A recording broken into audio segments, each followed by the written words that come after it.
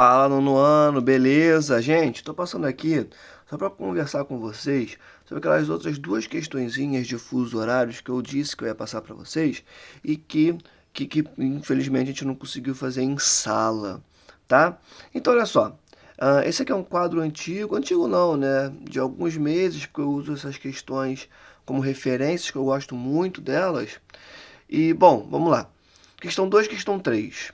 Antônio saiu do Acre às 19 horas do dia 31 de dezembro para passar o Réveillon em Fernando de Noronha. Percebam os fusos horários estabelecidos nesse problema de número 2 com GMT. Beleza? Menos 2 GMT. Show de bola? O voo durou 4 horas. Sobre a viagem de Antônio, responda A. Antônio comemorou o Réveillon em Noronha? Vamos para os cálculos que estão aqui, ó, em caneta azul, beleza? Deixei bem à mostra para vocês. E aí eu pus ali, ó, menos 5 GMT, Acre, 19 horas, né, quando ele saiu do ponto dele. Como eu falei para vocês, a primeira coisa que a gente faz com problemas de fuso horários é organizar as informações que nós temos. Depois, Fernando de Noronha, menos 2 GMT e a interrogação do horário que ele chegou. Aqui do lado também eu coloquei o tempo de voo de 4 horas, certo? Aquele macetão, quando nós temos o mesmo fuso horário, a gente diminui, correto? Então, 5 menos 2, tá? Diminuímos os dois fusos horários, 3, beleza?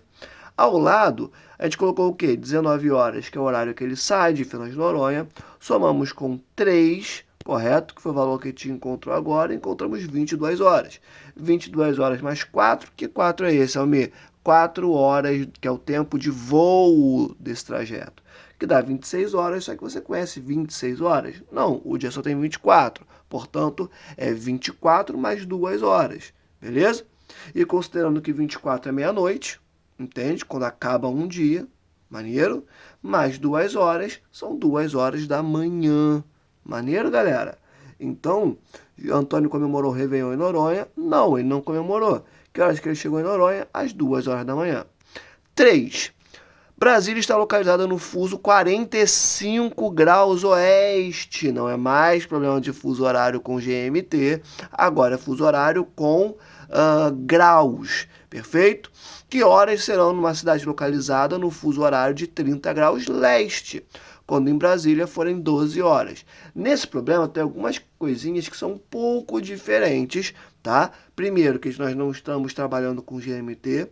Segundo, que a forma de fazer esse problema, justamente por não ser com GMT, ela é um pouco diferente do que nós vimos anteriormente, mas não é um bicho de 7 cabeças, beleza? Olha para cá. Como a gente havia pontuado antes, primeira coisa, vamos organizar os dados que nós temos. É sempre assim que nós agimos quando tratamos de problemas de fuso horários. Então, Brasília, 45 graus oeste, 12 horas, que é quando o indivíduo sai deste ponto, certo?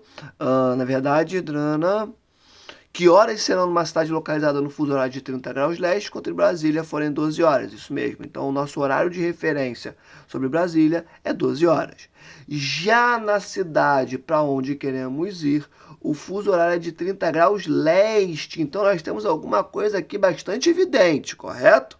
São duas cidades com dois fusos horários diferentes. Com dois fusos horários, não, perdão.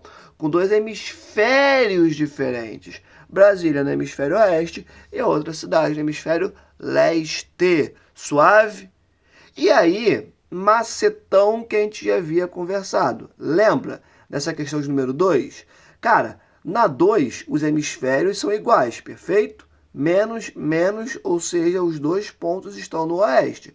No macete a gente faz o quê? A gente diminui esses fusos horários. Aqui na 3, os hemisférios são diferentes. Na 2, eles são iguais, perfeito. São dois hemisférios iguais, por isso nós diminuímos. E na 3, eles são diferentes. Um está no oeste, outro está no leste.